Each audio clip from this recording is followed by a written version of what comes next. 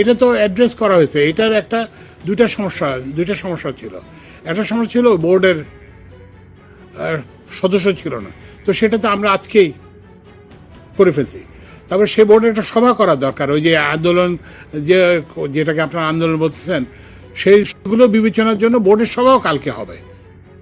এবং সেই সবার পরে আমি ওই যে সাহেব আছেন, আমাদের ম্যাজিস্ট্রেট সাহেব আছেন, ওই যে টাইনগুলো একটু চেক করতে হতো, 2-3 দিন 4 দিন সময় লাগবে।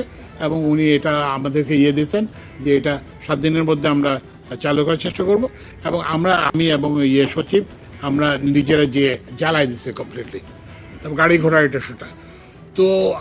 তো এইটা, এই যে আপনি যে ইস্যুটা বললেন, যে এটা কিন্তু চালু করার জন্য ওখানে নির্দেশ দেওয়া হয়েছে, যে এটা এলিভেটেড এক্সপ্রেসের ফুল বেনিফিট যেটা দেওয়ার জন্য, সেটার জন্য ওখানে পরিষ্কার নির্দেশ দেওয়া আছে।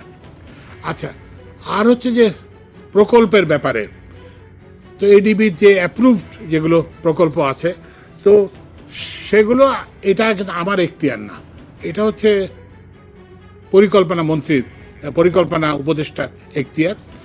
তবে আমি ধারণা করি যে এখন হয়তো একটা নতুন অগ্রাধিকার হবে যে এইসব বেসিসে, যে একটা রিজিওনাল, আমরা হয়তো আমি ভাইস স্যারের সাথে আলাপ করব, যে একটা রিজিওনাল আর কি ইকুয়ালিটি, যে সব কিছু এখানে ঢাকায় হবে, সব কিছু বড় শহরে হবে, এটা যাতে না হয়, যাতে অবহেলিত অঞ্চলগুলোতে যাতে হয়, সেটা আমরা, তো এইটা ঠিক আমার না।